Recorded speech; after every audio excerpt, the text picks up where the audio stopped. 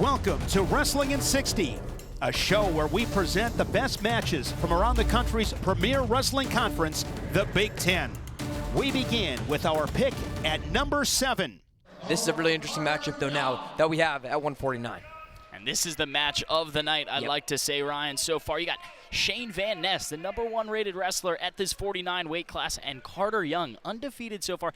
We talked to Coach Clemson yesterday. He says he's technically not undefeated because that mid-year transfer loss that he had to take, right? But in accordance with the dual meets and his competition inside that center circle, he's unbeaten. Never seen his opponent have his hand raised by the official afterwards, right? You can call it unbeaten in that sense. Does take the loss because of the medical red shirt. But just the second time that the redshirt senior and Oklahoma State transfer Carter Young is in front of Maryland fans wearing the Maryland flag on his singlet. This is a special edition for the Terps at 149. One of the premier matchups of the night across the country in collegiate wrestling. Got Carter Young in that cradle so far. He's going to see if he can turn him on his back. Young with some strong defense. Amazing, able to keep the reach away from Van Ness. And look at Carter Young. Young working to get on top of Van Ness. No takedown awarded yet for Carter Young. But a big one over Van Ness would definitely got it. A takedown for Carter Young, Maryland's first of the night. The Oklahoma State transfer on the #1 ranked wrestler in the country. Young looking to get the pin on Van Ness. He's getting near fall points. Near fall points for Young. As Van Ness is able to get back to his feet, Carter Young will not just sit back and take it. Those are 4 huge near fall points for Carter Young to take a 7-0 lead against Van Ness before the escape point happens. This is huge for Carter Young, still getting acclimated to these Maryland fans and wanting to show them something against the top team in the country. And if Carter Young can come home with this one, he'll become more of a staple name here in College Park, Ryan. And right, this is his last season since transferring from Oklahoma State, like you talked about. Redshirt senior, when we talked to head coach Clemson, he said he's just trying to cap this college career off with something special, and he could get that tonight. Maryland's got a handful of matches still remaining. Carter Young could be the guy for Maryland wrestling this season. Medical red shirt this year for Jackson Smith. So Carter Young is the Terps' lone top 10 ranked wrestler right now. And this guy's got some juice. You can see it going against #1 Van Ness at the moment. Another single leg shot for Young, but Van Ness has gripped the ankle of Young, so no control yet for either wrestler. But how about Carter Young's start at 49? Coach Clemson's watching the clock, yelling, Carter score, knowing that that first period clock's about to expire right now. You know, a match where Penn State comes in winning 81 consecutive matches, the Terps underdogs, and then some. One bout like this, and you wrestle like Carter Young is wrestling right now. If he can keep it up, that's a win for the whole night for Maryland. So Van Ness just stays in so tight. So you hear the Penn State calls, and the first takedown for Van Ness. Vicious work there.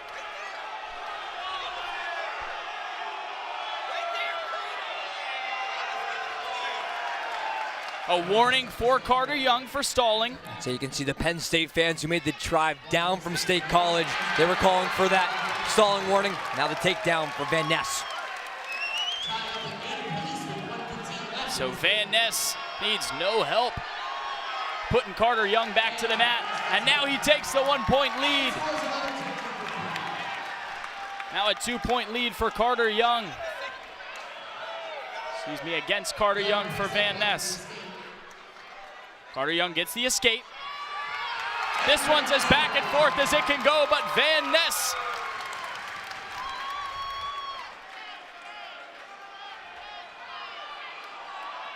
has the control on Young. Now just putting him to the mat. He looks at the scoreboard and the time left. About half a minute left in this second period. Carter Young started off so strong. Gonna end up out of bounds. Carter Young started this match off with all the energy, and Van Ness just thunderstruck, took it away from him there, Ryan. Reminded everyone in the building why he's the #1 ranked wrestler at 49, James. The confidence from Van Ness, a guy who's 12-0 on the season, 9 of those wins by tech fall or pin, and this one is now all in Shane Van Ness's favor. Van Ness just had to wake up following that bus ride to get down here, but now he's finally in control. 6-point lead heading the end of this second period in our fourth bout of tonight. As 3 seconds left in this one, Carter Young battling from the bottom. That'll end it there. There is no question from the Nittany Lion wrestler about how he's going to make up for it. That's what Shane Van Ness does now to the tune of a 6-point lead.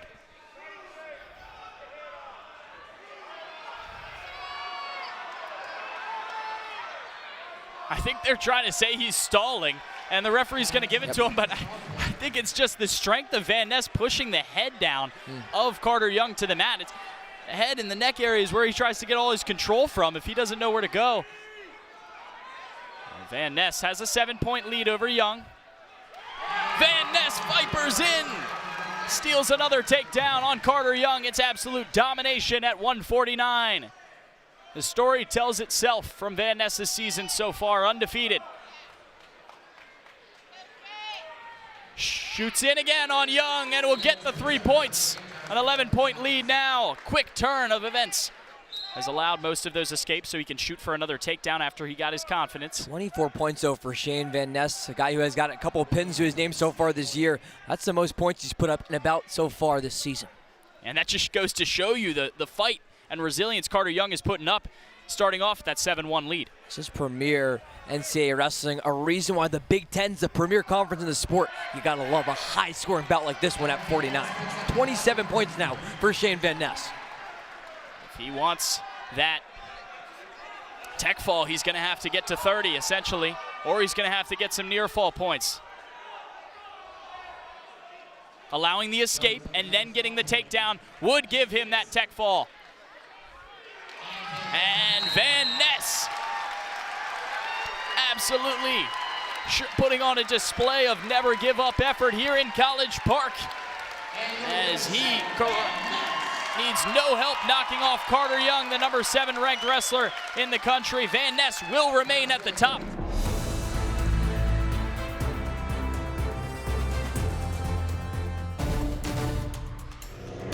Now let's take a look at our pick at number 6.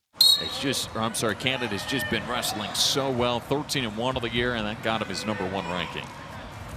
Yeah, we saw how special he was a few years ago as he had some what then we thought were upset wins. And look at that, how he gets in so fast on the leg and is really comfortable in a crab ride, gets the 3 points right there. He's a special wrestler. And for those that know the story, I mean, he wrestles like someone who almost lost his life in wrestling, which he did.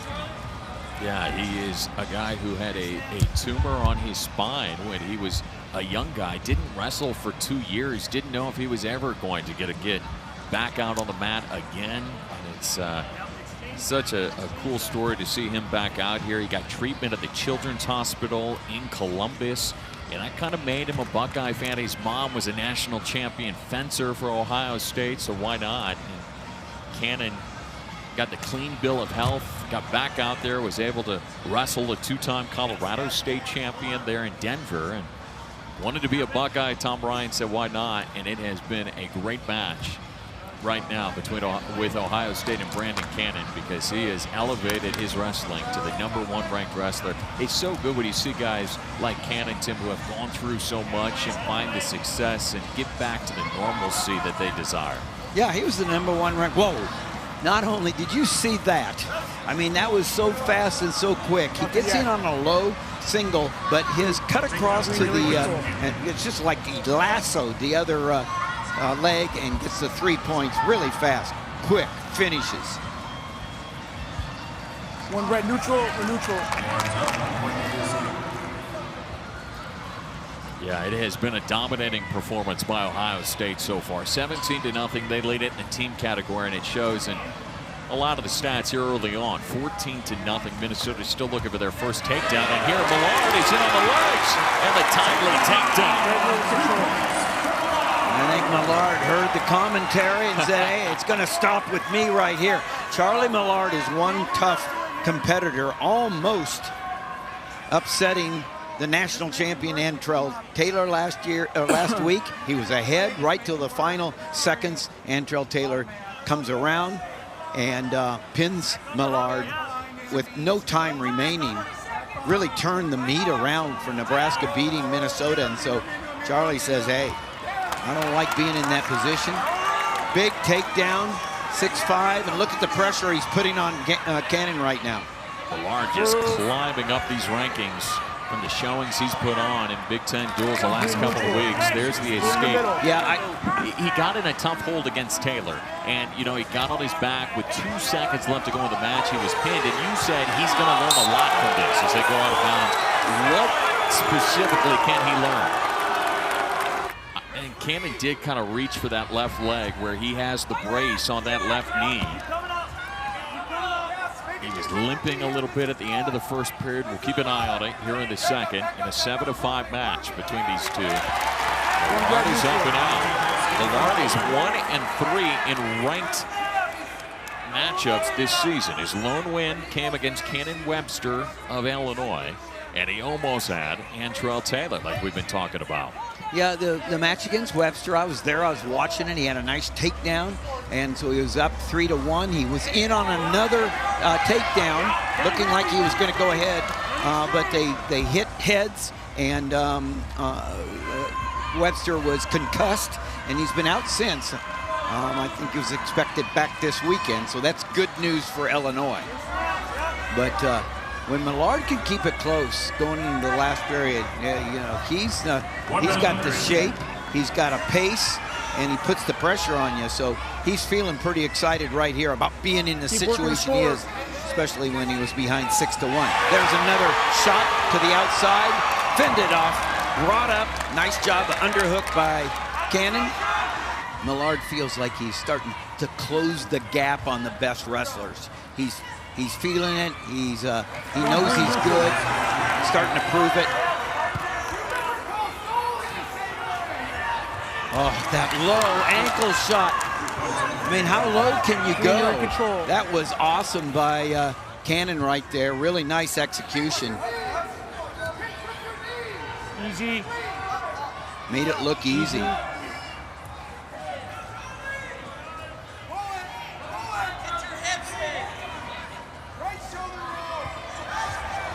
Cannon breaks him back down to the mat. He's got the cradle locked up, but a nice job by Millard getting out of it, stiffening up. 2. Crossbody, looking for the old guillotine. Easy. Final minute here, 157 pounds. You hear the Ohio State bench saying, take your time, make sure you have it tight. I mean, he's got a 5-point lead right now. And pretty much has Millard in big trouble. Elevating the leg. Has not been a stall call yet, so Cannon playing with house money right now. Coach Hagum wanted a stall call. Got both those arms spread out here. Cannon's been able to ride for over a minute in this third period. Really impressive after Millard's charge on the way that Cannon came back, executed that last takedown, and rode out the entire last minute plus. An impressive week for Charlie Millard nonetheless, but Brandon Cannon, he's the winner. 12-6. A 6-point victory here for Brandon Cannon, and the #1 ranked wrestler in the country comes in and does his job with his 4th ranked win of this season.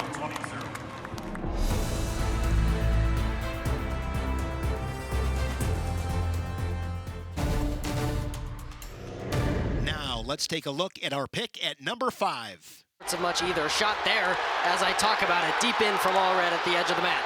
He's trying to bring that single up. He'll bring it back. Trip there from Allred, trying to get to that back leg. He won't go.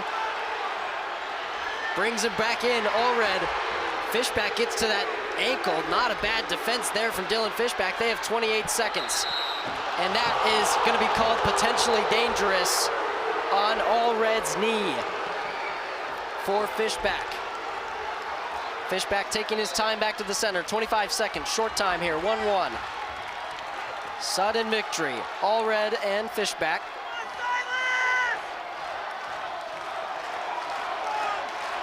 A lot on the line. Allred and Fishback are gonna tie up. Some half shot attempts here and there to see out Sudden Victory 1. And we'll go to the extra periods. The coin flip goes green. And he'll defer. Allred will take. Get his point. He has the advantage going to the additional period beyond that, unless he can turn it into more points. Straight out goes Allred. Now he has a chance to go get some more. Pushing Fishback towards the barrier. 2-1 now the Husker leads. Not much action from either opponent here. Allred getting chants from the home crowd as they will head to tiebreaker number 2. Now the choice goes to Fishback. He will have to. And that's exactly what I was talking about with Allred. One of the best defensive wrestlers in the Big Ten. Shows exactly why he's considered so. He sprawls out of every shot you throw at him, and he is willing to take his time. And that's what led to that win today. So from a 14-point lead for the Buckeyes, the Huskers have battled straight back to make this a 1-point duel with St. Edward's, a program that has so much pedigree. He's got Camden McDaniel across the stripe, 13-4 on the season, coming off a Tech Fall win against the Hawkeyes. Yeah, Camden McDaniel showed a lot of promise in that matchup against the Hawkeyes. Again, this is another one of those duels where you're looking to prove your dominance in the Big Ten, and Nebraska keeping the Buckeyes on edge here. Camden McDaniel and Luke Geog. Camden McDaniel have not faced yet this year. McDaniel was the only Husker wrestler to take a victory in that duel at National Duels. He beat Seth Shoemate, who got the nod against Minnesota, but not ago. He was an NCAA qualifier where he went 0-2 and lost to Silas Allred. Cam, obviously last year was his true freshman season for the Huskers. He ended up on the podium at Nationals as good deep shot attempt there from Geog, battled off by McDaniel. He finished 5th at Big Tens and ended up 8th.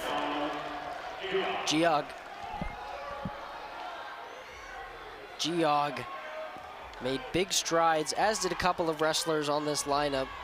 Mostly mentioned Brandon Cannon, who have made massive strides since last year. McDaniel will step out for his escape, and it'll be 3-1. The one knock on Cam McDaniel through his first year and a half at the collegiate level has been his ability to compete at the top end. He's always in and around the 10 to 12 rate in the top 10.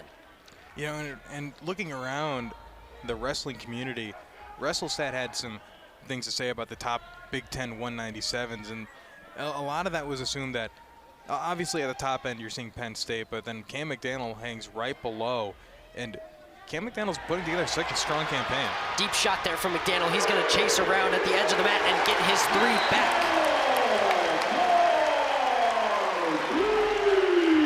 A lightning strike from McDaniel. So now the takedown count even. Geog has 29 seconds to go get an escape to favor his campaign going into the second period. And this is another opportunity for Cam McDaniel. Switch attempt straight off the whistle from Geog does well, and they will count the reversal, so he does even better than the escape. He goes and gets the 1-point advantage on McDaniel. Saw Geog employ that sit back and just turn it into 2 right away.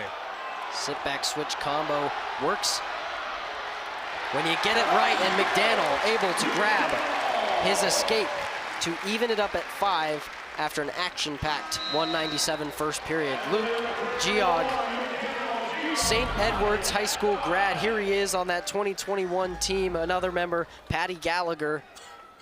I mean, what an alum list. Heffernan and Chandler, both national champs and head coaches. Geog and Gallagher on Ohio State, and Ryan Berlin, two-time national champ for Michigan. I mean, talk about wrestling. Something's in the water over there. You gotta wonder what it is. If you get that many good wrestlers in one room, you're kind of wondering, where's the Mike's secret stuff? Escape McDaniel to start the second period, 6-5. Riding time, 31 seconds towards Geog. Shot from McDaniel, he's in. Loss against the Hawkeyes on Friday. This is for more than just pride. It's for the future of your program at Big Tens. Huskers want to build a program out here in Lincoln to rival the rest of the Big Ten. They've been pretty intent on that. A lot of social media content from Manning, trying to encourage fans.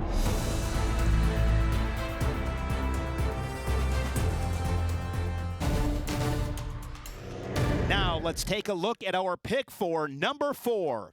I think that's really important to keep their hopes of winning the duel alive.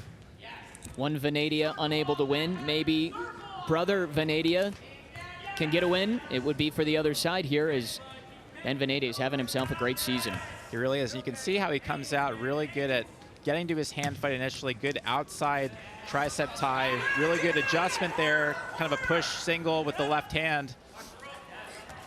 Whistler doing a nice job of defending, playing the edge. But Venadia being patient, trying to work up this leg, get above the knee like he's doing.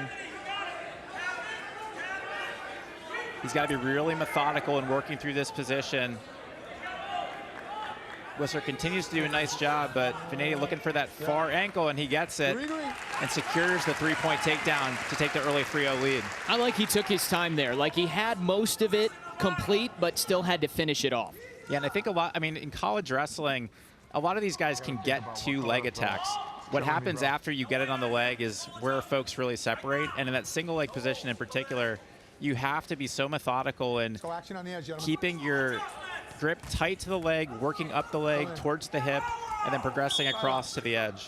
On Sunday to Rutgers, Remy Cotton transferred over. You know, that was one of the things Roger Chandler had talked about. That's hurt them. They've lost a couple of transfers, and he's still trying to adjust and fill out his lineup for this year, but never easy when guys do well and then head out.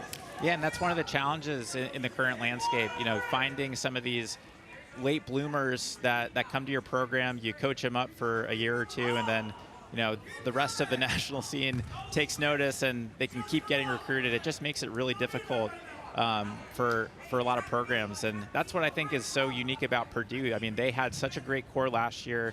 You know, 13 plays at the NCAA tournament. They've got 9 starters back. They didn't lose anybody to the transfer portal. So I think it's a testament to the culture that Coach Urslin's built at Purdue, the belief in the guys that, you know, they can achieve their goals of becoming national champions in that room, and having, you know, Ramos in the room still as an assistant coach, having Joey Blaze as a returning NCAA finalist. We're gonna go neutral, 1 red. I mean, that stuff is huge as you think about buy-in from the team.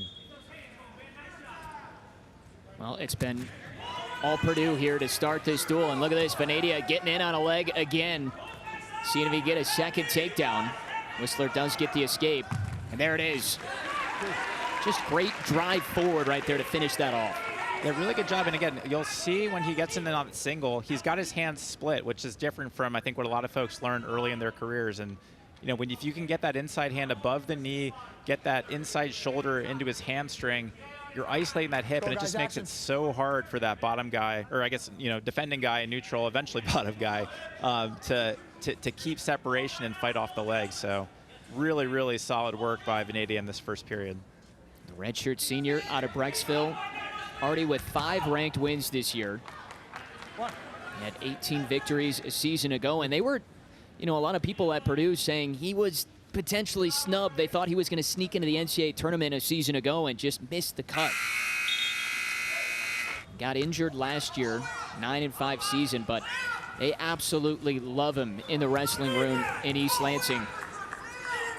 A guy that Roger Chandler said, listen, we want someone that is committed 100% to wrestling and 100% to academics, and that is Cale Whistler.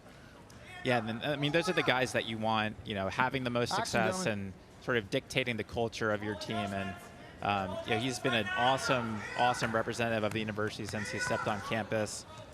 Such a hard worker, and to be in the rankings in a really tough weight class at 197, it's very clear he's doing everything right. Right here, he's just trying to get out from bottom. Over 2.5 minutes of Ben Venadia riding time racked up. Yeah, he's just really been struggling to keep his base. Venadia is doing a great job of breaking him down and keeping him down. He gets the benefit, though, of Venadia just opting for the cut there to give him the one-point escape. Gives him more momentum heading into the third and chips away at that riding time advantage that Venadia's built up. Oh, you see he's trying to take a shot there at the edge of the mat, now covering. We're going to get a reset here. 25 seconds to go in this second period. He's just struggling to get that opening, and Venadia's doing a good job of keeping him tied up and keeping good position. And he's got to get to work, Mike, because that riding time point, 2:36 is there. So essentially, he's down by 4. There you go. You see it secured. Yeah, and that's a really good attack from him. A good job getting up to the body. Great whizzer here by Venadia, but Whistler's got this seatbelt that he can still use to his advantage if he keeps the pressure going into Venadia. Gets that arm free. And this is a good spot for Whistler if he can get some height, get some pressure on Venadia's head. He might be able to create an opportunity, but the referee calls the stalemate, and they go back up to their feet with 44 seconds left. That, though, the best we have seen from him getting in. Let's see if Venadia can keep good defense, control the center of the mat. Really good shot there by Whistler.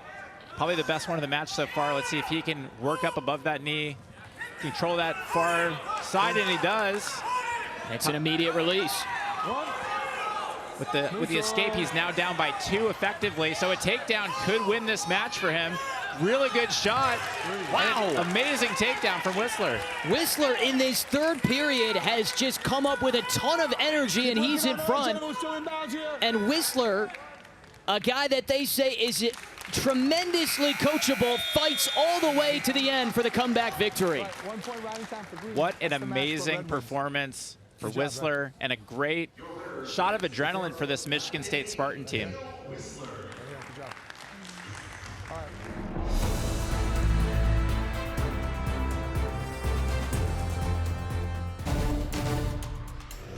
Now let's take a look at our pick for number 3. Coming off a 1-0 win over Minnesota's Brandon Morvari. Jim, this is going to be an old-fashioned backyard brawl, a couple of dogs at 133. Well, I really enjoyed watching the warm-ups here because Iowa took the mat. Of course, home team warms up in their own wrestling room, but Drake Ayala was on fire as far as warm-ups go. He was firing from all cylinders. He had taken several shots. Jacob Van Dien, a single leg driving through. As that single leg works up, gets behind the Hawkeye and plants it down for 3. And that ignites this Husker crowd. Well, Van Dien has a little fire of his own. Good quick escape. Van Dien came out swinging. What I love about that, Shane, is, okay, you opened up the match. Now they're scoring. Both guys are going to come at each other really hard here in this position. Van Dien doesn't back away. Heavy left-handed collar tie by Van Dien. Tight on that elbow. The only thing you have to worry about here, one of the things you have to worry about with the offense of Drake Ayala is you don't lean into him too much because you're going to walk right into that slide by. Yeah. Signature move for Drake Ayala. As we near the midway points in this first period, the Husker crowd chanting Van Dien. 7th in Philly last March. Of course, Ayala fell in the final. Ayala from Fort Dodge High with a 3-time state champ. And now a good shot from Ayala. It was a great shot, but he actually doubled up on it right there. The first time Van Dien reacted really well, got that left foot up in the air. The second time he was able to get the leg, but he couldn't shoot through the underhook of Van Dien. He ties you up in ways, I mean, very strong man at this weight class. 133 stacked in the Big Ten. Lucas Bird, the reigning national champion. one brought Mark Manning out of his chair. Right back in on a shot again. This will bring the crowd back into it. That was ruled an escape. Yes. Ankle pass there by Ayala as they scramble early in the second period. And Ayala was in great shape to be able to finish that, but he left an ankle behind. Now Ayala, elbow deep. Both guys, referee calls a stalemate. I love Jim. These guys are going for it. These guys are going for it. Once they award that escape, get right back in with a leg attack. Yeah, you know, we've seen a lot less of that because a lot of times the official will just give them a reversal on it. I really think it's penalizing them, you know, the action in the match. You know, it should be a 4-point exchange if you have enough clearance there. Shot there, counter shot there by Ayala. He's able to go ahead and trying to shelf the leg. See the flexibility there from Van D. Look at the front headlock there he put on. Keeping his balance. Ayala works up. Comes to the outside. Should be able to score if he can get a little bit better angle. He does. Hits the corner and scores the 3, and Drake Ayala has tied this match up at 4. 55 seconds to go in the second period. Ayala with the half Nelson, tight waist, now a thigh pry. They get to their feet, they're going to go off. Take a look at this action here on the shot. Watch him go ahead. He plants his head right down there, so he knows he has to get away from that because he's looking to be switched right there. He gets on his laces up, starts circling all the way around the body, gets all the way to the far side of the body, scores the points. Drake Ayala 69 and 21 in his career. In dual meets 29 and 11. On top. He has done a lot of winning in that black Iowa singlet. Sinks into claw right off the whistle. Here's a sit from Van D, looking to turn the corner. Head hunts, works to his feet, gets the escape. And Van D's back out in front by 1. Oh, he has a lot of strength. Pull that head down like that. Both guys full. Oh, beautiful high crotch there. Switch off to a double here by Ayala. He shoves the leg. Tries to scoop up the ankle. Gets both cheeks down. It's going to be close. There it is. A huge takedown for Ayala inside of 20 seconds. These two going back and forth. Ayala 2 takedowns in the period. And that's what he looked like in warm-ups there. He got in 7 or 8 explosive shots like that. That high crotch. Yeah, sometimes you know, in that comparison, Shane, it's not so much about you, it's about them.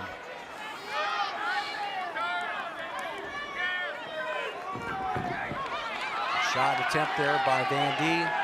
Not able to break through the head hands defense. And he gets right back on the shot with the lead. Drake Ayala looking for another takedown. Notice how he's shelving once more. He's going to go ahead and try to bring it out. And he knocks him down the other way. Almost a run the pipe like we've talked about before. He slams him down towards that. You know, the leg that's up, gets him circling back that direction. And now a situation with Ayala, 11-5, riding time nearing a minute.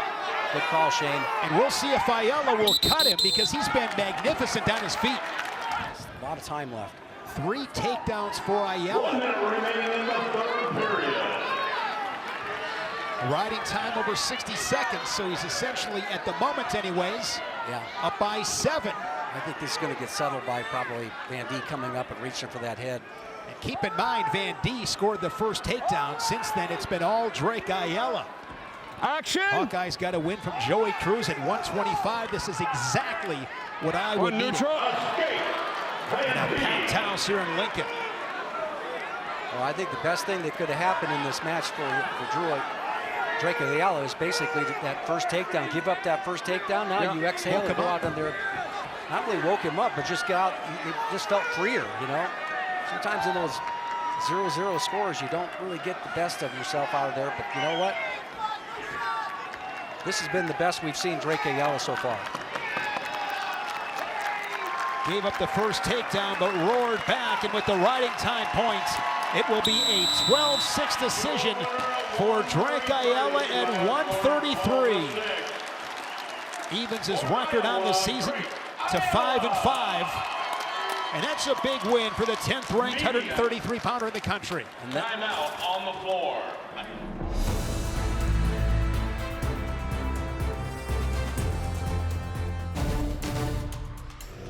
Now, let's take a look at our pick for number 2. Nebraska keeping the Buckeyes on edge here. Camden McDaniel and Luke Geog. Camden McDaniel They have not faced yet this year. McDaniel was the only Husker wrestler to take a victory in that duel at National Duels. He beat Seth Shoemate, who got the nod against Minnesota, but not getting the nod here. It's Luke Geog, number 10 in the country. Geog, you mentioned from that pedigreed line of St. Edward's High School alums, just so many notable names coming from there. You look at the head coaching staffs of Big Ten schools and fellow wrestlers even on this lineup. Luke Geog, last year, it was the same story. He split reps with Seth Shoemate. 2 years ago, he was an NCAA qualifier where he went 0-2 and lost to Silas Allred. Cam, obviously last year was his true freshman season for the Huskers. He ended up on the podium at Nationals as good deep shot attempt there from Geog, battled off by McDaniel. Yeah, Allred defeated Geog twice last season at NCAA's and Big Ten's. Deep double there from Geog.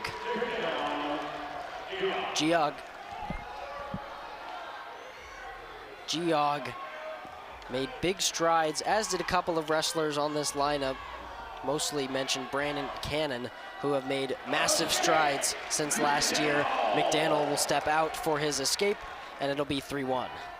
A lot of that was assumed that, obviously at the top end you're seeing Penn State, but then Cam McDaniel hangs right below, and Cam McDaniel's putting together such a strong campaign. Deep shot there from McDaniel. He's gonna chase around at the edge of the mat and get his 3 back. And this is another opportunity for Cam McDaniel. Switch attempt straight off the whistle from Geog does well, and they will count the reversal, so he does even better than the escape. He goes and gets the 1-point advantage on McDaniel. Saw Geog employ that sit back and just turn it into 2 right away. Sit back switch combo works when you get it right, and McDaniel able to grab his escape to even it up at 5. You gotta wonder what it is. If you get that many good wrestlers in one room, you're kind of wondering, where's the Mike's secret stuff? Escape McDaniel to start the second period, 6-5. Riding time, 31 seconds towards Geog. Shot from McDaniel, he's in on a leg. He'll have to get his head out one way or the other. See if he wants to drive. Good, strong sprawl from Geog. And so he will stalemate out of a strong position for McDaniel. This is for more than just pride. It's for the future of your program at Big Tens.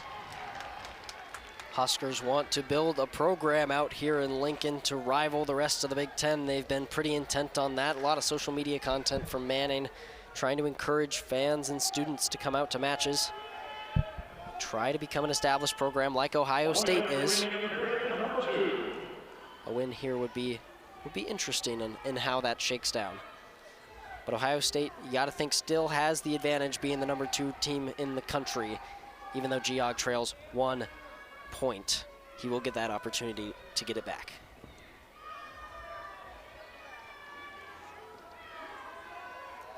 Shot split looking pretty even right now. McDaniel has a couple deep, I think 2 or 3. Obviously, Luke Geog had that first shot attempt that went straight to McDaniel's legs for 3.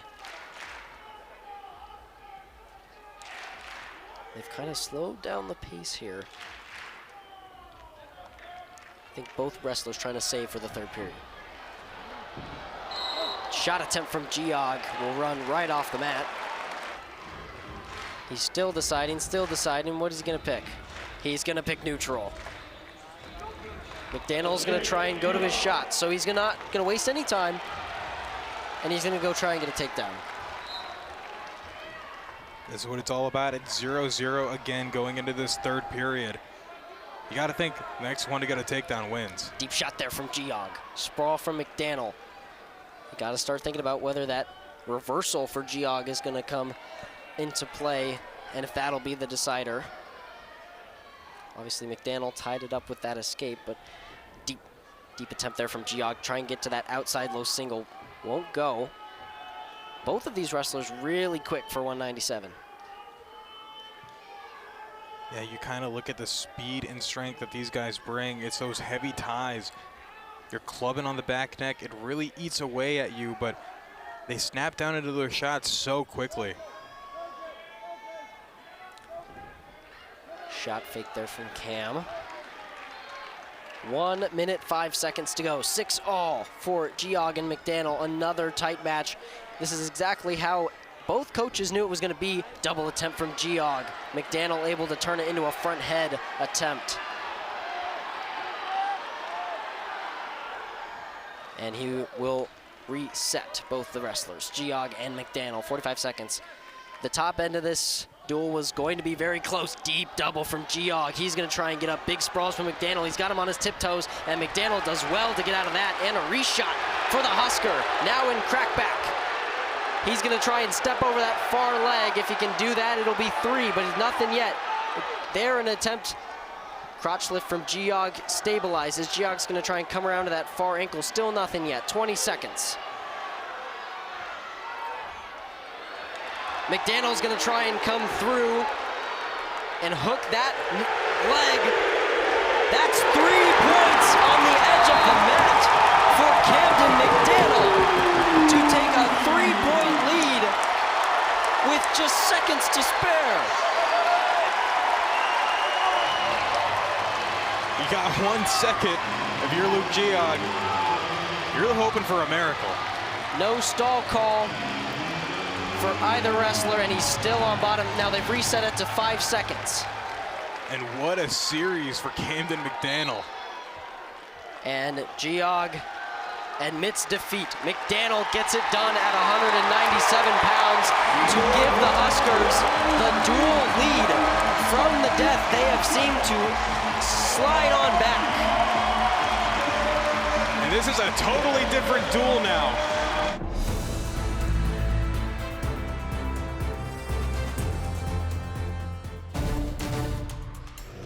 Now, let's take a look at our pick for number 1. And Chance Lamer ranked 14th. Lamer's first season in Lincoln and wasting no time as Ryder Block scores a takedown jump in the first 5 seconds. Jumps right on a big lead there. And this guy is tough in the top position. So he's got to be in efficient positions. Getting a quick escape is part of that. He did not wrestle against Minnesota. Kate Zinkin wrestled for the Cornhuskers. Ryder Block 6-3. Back-to-back losses to Joe Zargo and Shane Van Ness. The Nittany Lion 13-4 over the Hawkeye, diving in from space. Block, a 4-time finalist, 3-time state champ at Waverly Shell Rock, won Fargo a couple of times. But he's found a new level this season, Jim. He's battled some injuries. He's looked really good. I think he has looked really good, and he progressed real well. It's just like the, in the Penn State meet, I really thought that the first 5 guys went out there and battled real hard, and we're really starting to see that again here in this meet. Jumping out there to that nice free shot takedown. That just tells you you're ready to go. You can see the strength and the power that Lamer has right there. He's able to drive back, but the length. The Ryder Block basically going to an under with the left arm. That's a little bit kind of reverse the way most people do it, so it's a unique feel out there, a left-handed underhook. Lamer began his career at Michigan as a redshirt freshman in 2023, was 7th at the Big Tens, then fell in the blood round at the national tournament in Ann Arbor a couple years, then went to Cal Poly. Fell just short of All-American status again, dropping another blood round a couple years ago in Kansas City. Likes that over and under with that left-handed underhook. Taking advantage of his length, his Ryder Block. And you notice he's taken about three shots. He's doesn't really have a good setup, so Lamer's really measuring him coming in. He got the first one, and he showed that a few times now, and he hasn't been able to. He's got to go back to his tie-ups and setups right now. Wants to score again. And as far as Lamer goes, he doesn't take much. He doesn't have a series of technique where he really pushes into a guy. The guy pushes back, and he's got something there. So he's more of a power guy. Work the collar tie. Slows the match down. 20 seconds left in this first period. Dave Schultz High School Excellence Award winner in 2021. And Lamer pulls to within 1 with his second escape. Now he throws it by an underhook. Here we go, Jim. Lamer brings this crowd to its feet with a takedown. These guys are scrapping, Jim. Yeah, Ryder Block went right into the power of Lamer right there, and he basically regrets it. 5 unanswered for the Cornhusker, who's up 5-3, 30 seconds into the second period. This is an opportunity for Lamer to get a little bit more riding time back the other direction here. You know, when you get beat like that in a position, like particularly in over and under, where you almost go to your back, you got to get your senses rattled a little bit. And the guy's good, tough in the top position. He can make it difficult for you. Nice job there by Ryder Block. Good match. 5-4. This is a fun match. We knew coming in, this match could go several different ways, looking up and down the lineups. Iowa leading it 6-3. Snatch single leg here for Lamer. He's got his chest sealed to the leg right there. He's on the inside. Block's really trying to get low right now in this position. And Lamer's going down to the mat with him. That's going to be difficult for him to finish. As that single leg shelved. Block had the whizzer, and we are back to the center. So if you are Lamer right there, Jim, how do you put 3 on the board and finish? Well, I like the fact that he was, touching and going right there. Little snatch shot right there. He's got to make sure his feet are timed with his hands. You know what I mean? You get a setup, you got to get your feet ready to go. Good job there to neutralize the attack from Ryder Block. Lamer with an underhook. Yeah, just basically forced him off that with that underhook. Hard snap there from the Cornhusker. 15 ticks in this second period. Hard-fought, contested battle through 5 minutes. And it's a 1-point match to the third. Nice job by Lamer. Drop down. And now One. Block has squared his hips up, so we're going to be 1 neutral. 5-5. tied.